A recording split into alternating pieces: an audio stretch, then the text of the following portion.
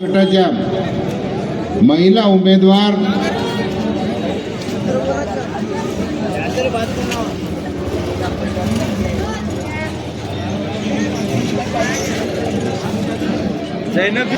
वर्षाताई वसंतराव देशमुख यांची निशाणी तुतारी आहे आणि या प्रभागाचे उमेदवार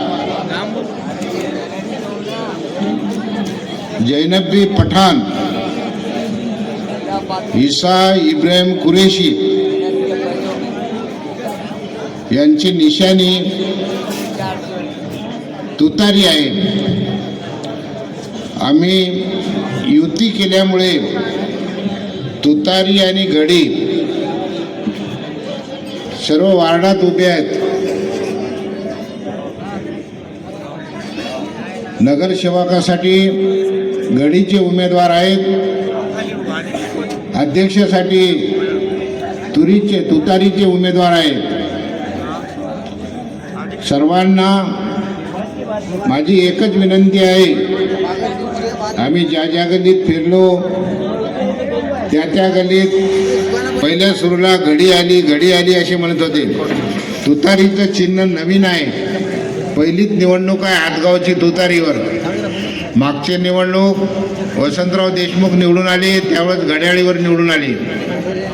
त्यामुळं आम्हाला ज्या वार्डात गेलं त्यावेळेस घडी आली म्हणून म्हणतात। तर सुज्ञ मतदारांनी एकच विचार करायला, ज्या वेळेस आपण मतदान करायला जातो त्यावेळेस चिन्हाकडे लक्ष द्या। राष्ट्रवादी शरदचंद्र पवार गटाचे तुतारी या निशाणीवर बटन दाबून तिन्ही उमेदवारांना विजयी कराल अशी अपेक्षा करतो। सर्वांनाच माहीत आहे काय करायलेत काय नाही। जशी नगरपालिका हातगावात झाली तशी हातगाव नगरपालिकेवर काँग्रेसची सत्ता होती। 10 वर्षे शिवसेना BJPची होती। सगळ्यांनाच काय काय केलं ते सर्वांनाच माहीत आहे। आता आम्ही सांगून आमचं तोंड खराब करण्यापेक्षा तुम्हीच ओळखून घ्या की मागच्या उमेदवाराने काय काय केले। आतापर्यंत जे जे उमेदवार हात त्यांनी कुठं कुठं दिवे लावले ते सगळ्याला माहीत आहे। नगरसेवक व्हायचं म्हणजे काही शहराची देखभालीसाठी नाही, शहराच्या विकासासाठी नाही, स्वतःला कुठं काय मिळते, कशासाठी मिळते, कुठून मिळते याच्यातच मागं राहते ते। त्यांना काही देणं घेणं नाही, फक्त मरच्या नेत्याच्या नावाखाली निवडून येतात, बाकी सह्या करा म्हणलं तिथं सह्या करतात आणि काय भत्ता मिळते ते मीटिंगच्या दिवशी भत्ता घेऊन जातात, बाकी दुसरं यायला काही देणं घेणं नाही। कशात कोणी कोणाला काय येते हिस्सा हेच पाहतात।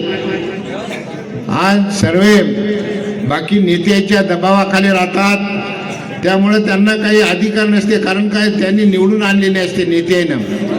या आमच्या राष्ट्रवादी पक्षामध्ये येतं हातगावला नेता कोण नाही, सर्व कार्यकर्ते आहेत, त्याच्यामुळं भियाचं काही काम नाही। तुम्ही आमच्या वर्षाताई देशमुख कमीत कमी नगरपालिकेमध्ये जाऊन,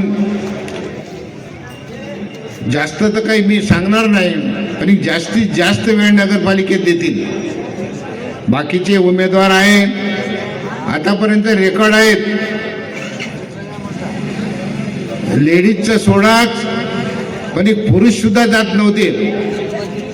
बऱ्याच नगरसेवकाच्या घरीच कर्मचारी दप्तर घेऊन जायचे आणि घरून सह्या आणायचे। अरे बाबा, तुम्हाला लोकांना निवडून दिलं, कमीत कमी त्या नगरपालिकेत जाऊन घरा की 1 तास तरी बसा ना। काय कर्मचाऱ्याला विचारा काय कुठं कमी पडलं, कोणाच्या कंप्लेन आता का काही आता का। 1 दिवस तर 1 तास तर द्या का रोजच्या दिवसाला।